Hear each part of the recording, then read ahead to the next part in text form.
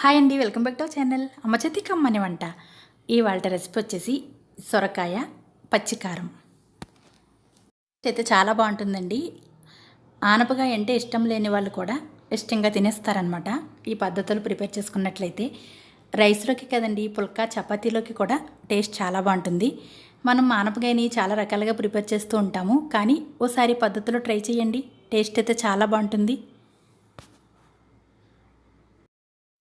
ఈ సొరకాయ కూరలో పచ్చికారం వేయడం వల్ల టేస్ట్ అయితే చాలా బాగుంటుందండి. ఆ పచ్చికారంతోనే నేను పచ్చడిని కూడా ప్రిపేర్ చేశాను అనమాట. స్పైసీగా పుల్లగా టేస్ట్ కూడా చాలా బాగుంది. నేను ఏ విధంగా ప్రిపేర్ చేశానో ఈ వీడియోలో చూసేద్దాం రండి. ఆనపకాయను శుభ్రంగా కడిగి ఈ విధంగా లేయర్ తీసేసుకోవాలండి. పైన ఉండే లేయర్ తీసేసుకోవాలన్నమాట. లేత ఆనపకాయ అయితే ఈ కర్రీకి టేస్ట్ చాలా బాగుంటుందండి. ఆనపకాయని విధంగా లేయర్ తీసేసుకున్న తర్వాత చిన్న చిన్న ముక్కలుగా కట్ చేసుకోవాలండి. మీకు ఎంత అవసరమైతే అంతే తీసుకోండి. కాయ అయితే కాయ, సగం అయితే సగం. నాకైతే సగం పట్టిందండి, సగం సాంబార్లో కానీ ఉంచేసాను అనమాట. చిన్న చిన్న ముక్కలుగా ఈ విధంగా కట్ చేసుకోవాలండి. అప్పుడే మనకి కర్రీ టేస్ట్ బాగుంటుంది. ఆనపకాయ ముక్కలు కట్ చేసిన తర్వాత వాటిని పక్కన ఉంచేసేయండి. ఇప్పుడు వీటిలోకి పచ్చికారాన్ని ప్రిపేర్ చేద్దాం. ఒక మిక్సీ జార్లోకి 8 పచ్చిమిరపకాయలు, చిన్న అల్లం ముక్క, 6 వెల్లుల్లి రేఖలు, ఫుల్ టేబుల్ స్పూన్ జీలకర్ర, కాసన్ని కొబ్బరికాయ ముక్కలు, పచ్చి కొబ్బరికాయ ముక్కలు వేసుకుంటే కర్రీ టేస్ట్ బాగుంటుంది. మీ దగ్గర అందుబాటులో లేకపోతే స్కిప్ చేసేయండి.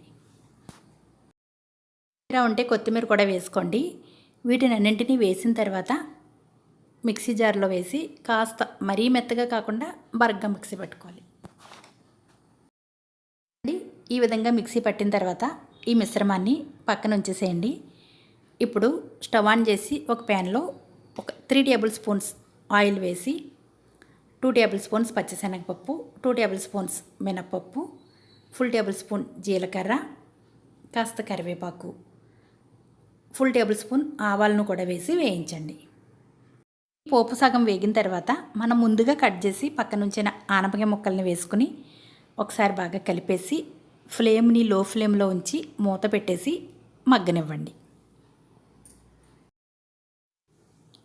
చూడండి, ఈ విధంగా బాగా దగ్గరికి మగ్గిన తర్వాత 1/2 టేబుల్ స్పూన్ పసుపు, టేస్ట్కి సరిపడా సాల్ట్ని వేసి ఒకసారి బాగా కలిపేసేయండి.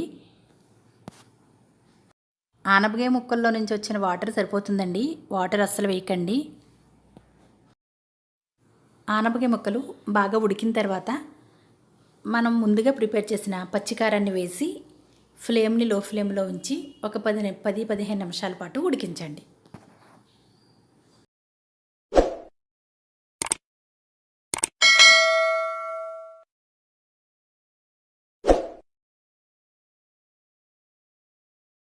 ఒకసారి టేస్ట్ చూసి ఉప్పు తక్కువ అనిపిస్తే చూసి వేసుకోండి.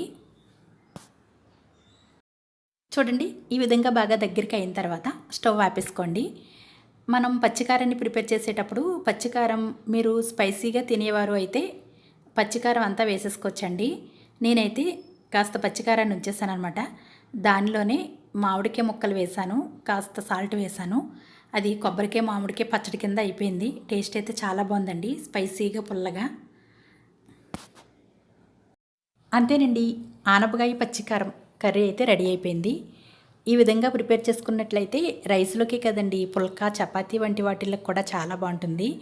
ముఖ్యంగా చపాతీ తినేవారికి రోజు మనం ఏం కర్రీ ప్రిపేర్ చేసుకోవాలని ఆలోచిస్తూ ఉంటాము. కర్రీ బాగుంటేనే చపాతీ అయినా పుల్కా అయినా టేస్ట్ బాగుంటుంది, తినగలుగుతాం కూడా. ఇటువంటి కూరలు కూడా చాలా బాగుంటాయండి. మీరు కూడా ఓసారి ఈ పద్ధతిలో ట్రై చేయండి. ఈ వీడియో కనుక మీకు నచ్చినట్లయితే లైక్ చేసి మీ ఫ్రెండ్స్కి షేర్ చేయండి. For watching.